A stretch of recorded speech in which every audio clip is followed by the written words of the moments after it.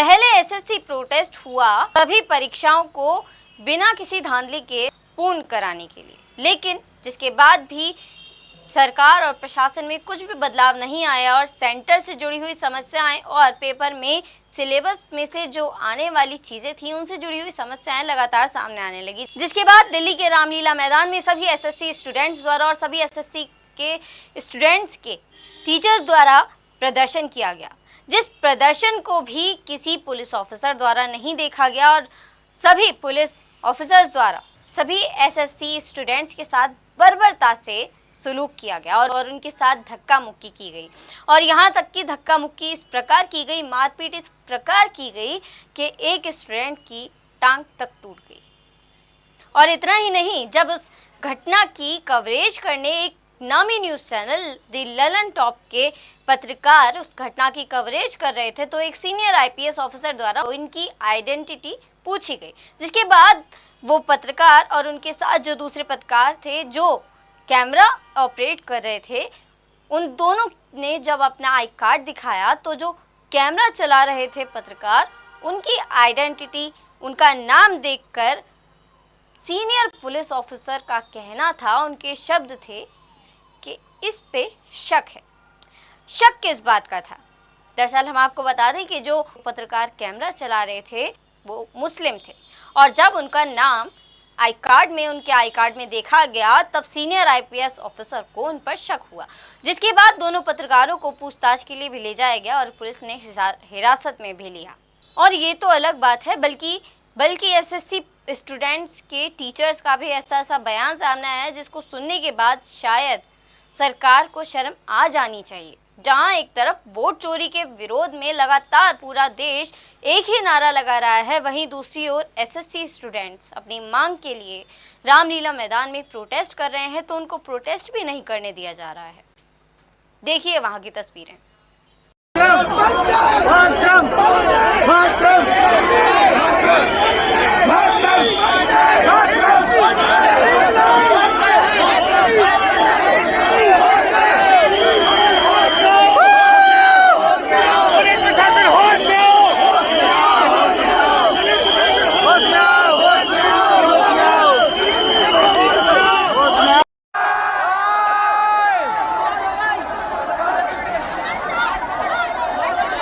दादागिरी नहीं चलेगी, दादागिरी नहीं चलेगी।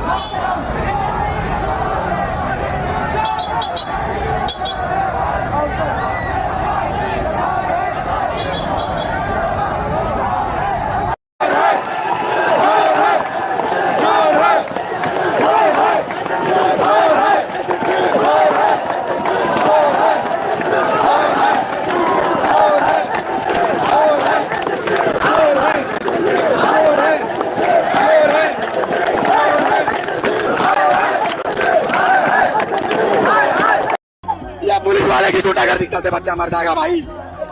ये देखो, ये जाना चाहिए, देखो, ये देखो, ये देख लो आप, ये देखो, देखो, ये देखो पुलिस वाले।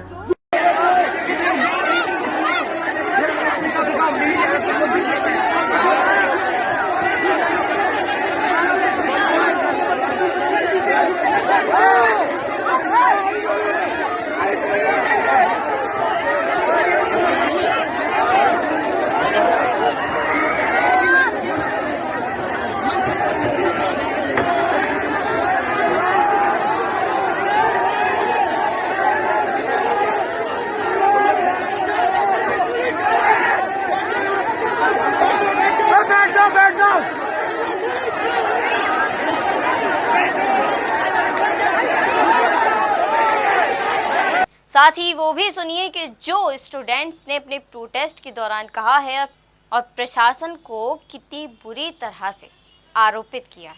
प्रशासन पर आरोप लगाया है कि प्रशासन उनको शांतिपूर्वक प्रोटेस्ट भी नहीं करने दे रहा। साथ ही एक एसएससी स्टूडेंट का तो एक ऐसा वीडियो भी सामने आया जिसमें वो सरकार को चूड़ी तक दे रही हैं। उनका कहना है कि सरकार के बस की कुछ नहीं है, इसलिए सरकार को चूड़ियां पहन लेनी चाहिए। पिछड़े का वोट लेकर सरकार बनाई है, जब हम लोग वोट मांग अपना अधिकार मांग रहे हैं तो पुलिस लाठी मरवा रही है। बताइए कहाँ से न्याय है? ये केशव और दलित पिछड़ा के नेता है जो दलित पिछड़े के वोट लेकर मंत्री बने हैं, अपने समाज के बच्चों का हक अधिकार नहीं दिलवा रहे, इस्तीफा दे दो, चूड़ी ले दे, चूड़ी हम पहन ले, दे दीजिए उनको चूड़ी पहन ले, चूड़ी ले जाके दे दीजिए, केशव और को चूड़ी दे दीजिए, चूड़ी पहन लेंगे, उनको हम चूड़ी ले जाके दे दीजिए, केशव और को हम मरेंगे नहीं मरेंगे, हम मरेंगे हम नहीं जाएंगे, हम जाएंगे नहीं, मर जाएंगे। आज हमारी दशा देख रहे हैं, का शिकार हो गए ये टेंशन से। लेकिन ये सरकार इतना मनवादी व्यवस्था की सरकार है कि दलित पिछड़ों को इसके सरकार में कोई न्याय नहीं है, कोई हक अधिकार नहीं है। कांवड़ यात्रा पे फूल बरसाता है, क्यों बरसाता है? जिस तरह से कांवड़ यात्रा पे धार्मिक उत्सव पर लोगों को गुमराह करके फूल बरसा रहे दलित पिछड़ों को वोट। वहीं साथ ही अब आप एसएससी प्रोटेस्ट कर रहे स्टूडेंट्स के टीचर्स की भी बात सुनिए। टीचर्स का क्या कहना है और टीचर्स किन मांगों को प्रमुख तौर पर सरकार के सामने रखना चाह रहे हैं और सरकार के सामने रखे भी हैं, लेकिन उसके बाद भी उनकी बातों को संज्ञान में नहीं लिया जा रहा है, उनकी बातों को बिल्कुल भी सीरियसली नहीं लिया जा रहा है। देखिए बात क्या है ना, मुद्दा एक हो तो बताए। अभी मैं जो एक सेकेंड इधर आ जाइए, मुद्दा एक हो तो बताया जाए सर। स्क्राइब का जो मुद्दा है उसमें 15 लाख रुपया डिमांड किया जाता है कि ब्लाइंड को कहा जाता है कि आपकी जगह पे हम एग्जाम दे देंगे, और उसके बाद ये एक स्क्राइब की बात नहीं है, स्क्राइब का रैकेट चल रहा है। एक मुद्दा तो ये सबसे बड़ा है कि पिछले 3 सालों में अगर आप ब्लाइंड कैंडिडेट्स का अगर आप कट ऑफ देखोगे तो 3 गुना बढ़ा है। ऐसा क्या उसके 4 आंखें हो गई है कि 3 गुना बढ़ गया है? मैम इससे पहले भी जब डिटेन तक किया गया था कई छात्रों। देखिए उस समय हम लोग को डिटेन किया गया था और ये मुद्दा उस समय बहुत बड़ा हुआ, क्योंकि हम लोग नहीं चाहते थे कि बच्चे आए, क्योंकि बच्चे पूरे देश से आते हैं। जो बच्चा अपने घर में 500,000 रुपए का कोर्स खरीदने में भी उनको दिक्कत होती है, वो बच्चा इतना खर्च करके दिल्ली कैसे आएगा? हम लोगों ने सोचा बच्चा घर में पढ़े, हम निपटाते हैं, लेकिन हम लोगों को सीधा पकड़ के बसों में ठूस कर पूरे दिन भर परेशान किया गया। ये पूरे देश ने देखा। अब जब बच्चे आ गए हैं तो बच्चों के हर मुद्दे उठाए जाएंगे, हर मुद्दा उठेगा और हर मुद्दे का जवाब चाहिए। इतना कुछ हुआ फिर भी आप लोग हिम्मत नहीं हार रही है, अभी भी आप लोग। देखिए सरकार से सबसे पहला डिमांड है कि जो एडिक्वेटी, जिसके पास अपना एक सेंटर नहीं है, सारे सेंटर में फर्जीवाड़ा चल रहा है, वो सेंटर्स जब नहीं उनके पास तो ये सारे सेंटर में रिमोट एक्सेस लेके वो फर्जीवाड़ा करेंगे, क्योंकि वो इतने कम पैसे में उन्होंने टेंडर लिया है जितने कम पैसों में उनको पॉसिबल ही नहीं है। टीसीएस ने उससे डबल पे टेंडर का अपना कोट किया था। दूसरी बात है कि एग्जाम रिफॉर्म खाली एसएससी की बात नहीं है। रेलवे का बच्चा 6 साल हो चुका है, वो पूरा फाइल लेके घूम रहा है कि 6 साल से हम पूरा फाइल लेके घूम रहे हैं, अभी तक हम रेलवे मिनिस्टर तक से मिल चुके हैं। यहाँ तक देखा जाता है कि देश में कई मुद्दों पर बात किया जाता है संसद भवन में, लेकिन एजुकेशन को लेकर जो स्टूडेंट को परेशानी है, इसको लेकर एजुकेशन नहीं, यहाँ रोजगार की बात हो रही है। एजुकेशन के नाम पर आप तो हर साल प्रमोशन देकर एक डिग्री तो थमा ही दे रहे हैं। बच्चे एम्प्लॉयबल तो अब बना ही नहीं रहे हैं, क्योंकि उनको कुछ भी एजुकेशन दिया जा रहा है। अब आप देख सकते हैं कि सिर्फ खुश करने के लिए पूरे के पूरे देश में आप देख रहे हैं, केमिस्ट्री से आपका पीरियोडिक टेबल गायब है, आप हिस्ट्री से पूरा मुगल काल गायब है। आप क्या सबको खाली हिंदू मुस्लिम नहीं ना कर सकते हैं? आप उनको जो एजुकेशन दे रहे हैं उसके बाद उनको एक रोजगार भी तो देना है। बच्चे पकोड़े नहीं तलेंगे ग्रेजुएशन के बाद, बच्चों को एक नौकरी चाहिए। और जो एक middle class, lower middle class family के बच्चे हैं वो क्या करेंगे? उनका स्टार्टअप का मतलब क्या होता है? ठेला और रिक्शा। भाई ठेला अगर लगाना है तो किसी को पढ़ने की जरूरत ही नहीं है, वो पकोड़े बेच लेगा 6-7 क्लास पढ़ के। लेकिन जब वो ग्रेजुएशन कर रहा है और मेहनत कर रहा है और आपसे भीख नहीं मांग रहा है, वो एक सरकारी नौकरी भीख में नहीं मांग रहा, तो कम से कम उसको मौका तो देंगे आप, फ्री एंड फेयर मौका देंगे ना।